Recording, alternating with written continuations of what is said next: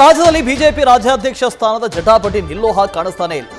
ರಾಜ್ಯಾಧ್ಯಕ್ಷನಾಗುವುದಕ್ಕೆ ಸಿದ್ಧನಿದ್ದೀನಿ. ರಾಜ್ಯಾಧ್ಯಕ್ಷ ಆಗೋದಕ್ಕೆ ಬಿಎಸ್ವೈ ಆಶೀರ್ವಾದ ಬೇಕು. ಕೋಲಾರದಲ್ಲಿ ಮಾಜಿ ಸಚಿವ ಶ್ರೀರಾಮುಲು ಹೇಳಿಕೆಯನ್ನು ಕೊಟ್ಟಿದ್ದಾರೆ.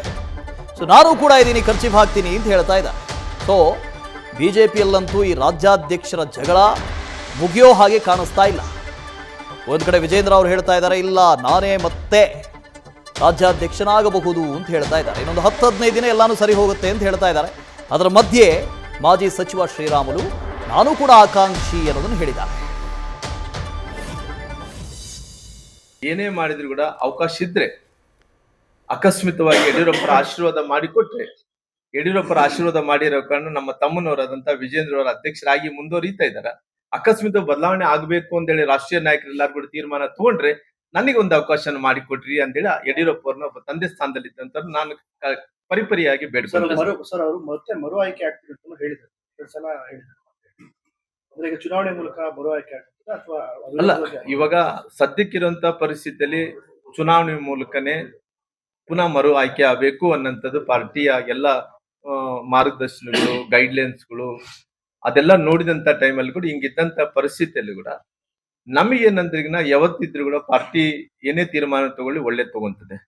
ನಾವು ಹೈಕಮಾಂಡ್ ನಾಯಕರು ಏನೇ ಹೇಳಿದ್ರು ಕೂಡ ಅವ್ರು ಏನ್ ಹೇಳ್ತಾರೋ ಅದು ಅಂತಿಮ ಆಗುತ್ತೆ.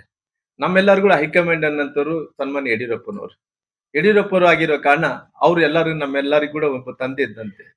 ನಮ್ಮ ಹಿಂದುಳಿದಂತ ಸಮುದಾಯಗಳಿಗೆ ಯಾವತ್ತೂ ಕೂಡ ಒಂದು ಶಕ್ತಿಯನ್ನು ತುಂಬುವಂತ ಕೆಲಸ ಮಾಡಿದ್ದಾರೆ. ಯಾವತ್ತೂ ಕೂಡ ನಮ್ಗೆ ಯಾವತ್ತೂ ಕೂಡ ಬಿಟ್ಟು ಕೊಟ್ಟಿಲ್ಲ. ಹಂಗಾಗಿ ಆ ಪರಿಸ್ಥಿತಿ ಬಂದ್ರೆ ಬದಲಾವಣೆ ಮಾಡ್ಲೇಬೇಕು ಅನ್ನೋಂತ ಪರಿಸ್ಥಿತಿ ಬಂದ್ರೆ ನಮಗೆ ಹಿಂದುಳಿದಂತ ಜಾತಿಗಳು ಇವತ್ತು ನಾವೆಲ್ಲರೂ ಕೂಡ ಅವ್ರ ಮಾರ್ಗದರ್ಶನದಲ್ಲೇ ಬೆಳೆದಿರೋ ಕಾರಣ ಇವತ್ತು ಹಂಗಾಗಿ ನಮಗೊಂದು ಅವಕಾಶ ಮಾಡಿಕೊಡ್ರಿ ಅಂತೇಳಿ ನಾನು ಪರಿಪರಿಯಾಗಿ ಸನ್ಮಾನ್ಯ ಯಡಿಯೂರಪ್ಪನ ಬೇಡ್ಕೊಂತೀವಿ. ಅವ್ರ ಪರವಾಗಿ ಮಾತಾಡ್ತಾರೆ. ಉಪಚುನಾವಣೆ ಸೋಲಿಗೆ ನಿಮ್ಮನ್ನೇ ಗುರಿಯಾಗಿಸಿ ಜೊತೆಗೆ ನಿಮ್ಮ ಒಂದು ವಿರುದ್ಧವಾಗಿ ಟೀಕೆ ಕೇಳಿ ಬಂದಾಗ ನೋಡ್ರಿ ಅವತ್ತಿನ ಸಂದರ್ಭದಲ್ಲಿ ಏನ್ ಹೇಳ್ಬೇಕಾಗಿ ನೋಡಿ, ಹಿಂದೆ ವಿಧಾನಸಭೆ ಚುನಾವಣೆಯಲ್ಲಿನ ಸೋಲು, ಲೋಕಸಭೆ ಚುನಾವಣೆಯಲ್ಲಿನ ಸೋಲು ಇದೆಲ್ಲ ಆದ ನಂತರ ಶ್ರೀರಾಮುಲು ಬಹಳ ಸೈಲೆಂಟ್ ಆಗಿದ್ದ. ಯಾವಾಗ ಜನಾರ್ದನ್ ರೆಡ್ಡಿ ಅವರು ಹೇಳಿಕೆಯನ್ನು ಕೊಟ್ಟರೋ ಅಲ್ಲಿಂದ ಶ್ರೀರಾಮುಲು ಅವರು ಪುಟಿದೆದ್ದಿದ್ದಾರೆ.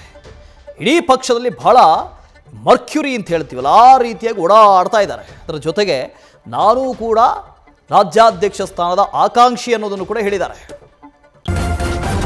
ನ್ಯೂಸ್ ಫಸ್ಟ್ ನಿರ್ಭೀತಿಯಿಂದ ನಿಮ್ಮ ಪರವಾಗಿ.